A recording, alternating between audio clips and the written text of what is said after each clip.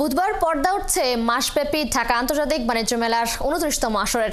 সকাল 10টার সময় আনুষ্ঠানিকভাবে মেলার উদ্বোধন করবেন প্রধান উপদেষ্টা ডক্টর মোহাম্মদ ইউনূস। উদ্বোধনের পরেই স্টলগুলোতে বেচা কেনা শুরু করতে পারবে বলে জানিয়েছেন ব্যবসায়ীরা।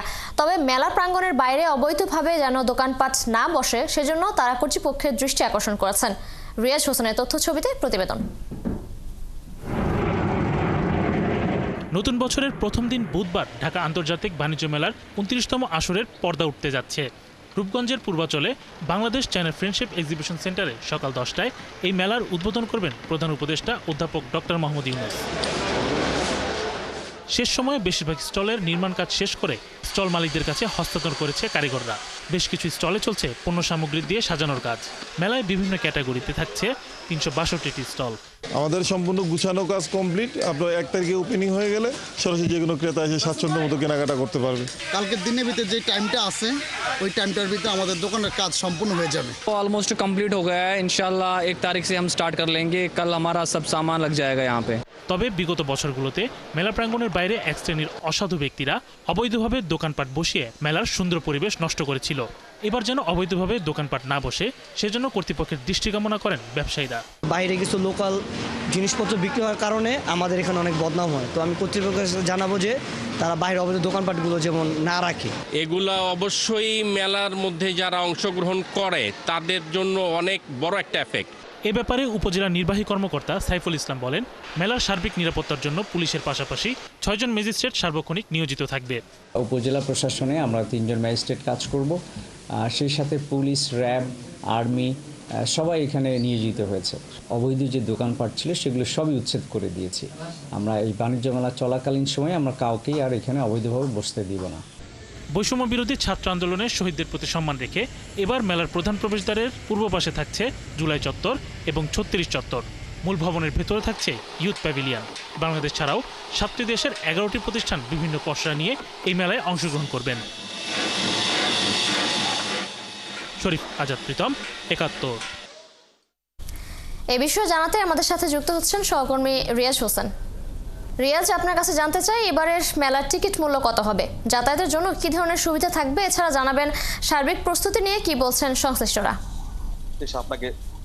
আপনাকে শুরুতে জানিয়ে রাখি যে বিগত 28তম ঢাকা আন্তর্জাতিক বাণিজ্য মেলাটা আসলে বিভিন্ন রাজনৈতিক কারণে যে নির্ধারিত সময় যে জানুয়ারি 1 তারিখ হওয়ার কথা ছিল সেটা কিন্তু হয়েছিল 21শে জানুয়ারি।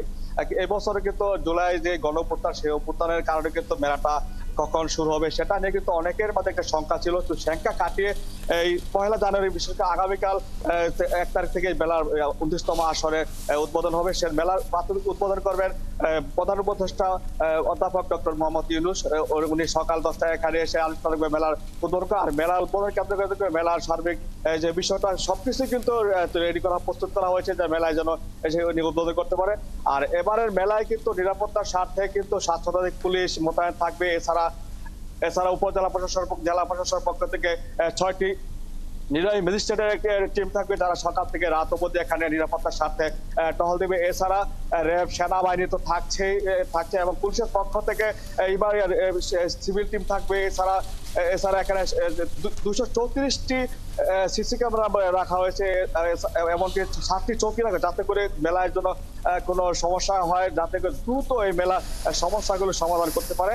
আর একটা বিষয় আপনাকে জানিয়ে রাখি যে মেলায় কিন্তু এই মেলার সামনের যে প্রধান সড়কটা, এই সড়কের যে এশিয়ান বাইপাস সড়কের সংস্কার কাজ করার কারণে অনেক দীর্ঘ যানজটের সৃষ্টি হয়। সে বিষয়টা কিন্তু স্থানীয়রা আমাদেরকে জানিয়েছে যে এই সমস্যা কিভাবে সমাধান করা হয়।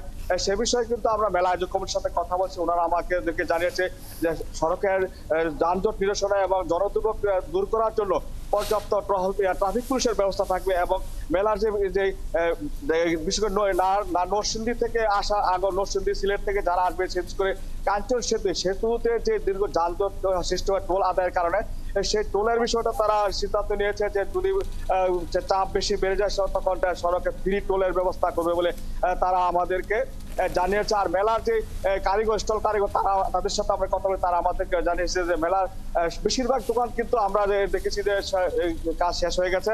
তার মালিক পক্ষদেরকে স্থানান্তর করেছে। তার মালিক পক্ষ আমাদেরকে জানিয়েছে যে আজকে রাতের মধ্যে তারা বেশিরভাগ চেষ্টা করবে দোকানগুলোর জন্য তাদের পণ্য সামগ্রী পশরা সাজিয়ে গুছাতে পারে, এবং আগামীকাল মাননীয় প্রধান উপদেষ্টা মেলা উদ্বোধন করার পরে তারা জন্য মেলার পিকিকুনি শুরু করতে হবে সেদিকে কিন্তু তারা সার্বিকভাবে নজর দিয়েছে এবং তারা চেষ্টা চালিয়ে যাচ্ছে।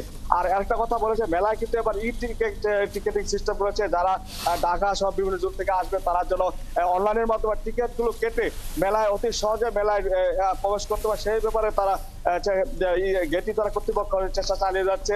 এবং গেটি তার পক্ষ থেকে কিন্তু মেলায় যেন কোনো সমস্যার সৃষ্টি না হয় সেজন্য তারা কিন্তু পুলিশ এবং অন্যান্য প্রশাসনের পাশাপাশি স্বেচ্ছাসেবক নিয়োগ রেখেছে, যাতে করে মেলার ভিতরে কোনো অপ্রীতিকর ঘটনা না ঘটে, সেই দিকে তারা খেয়াল রাখছে।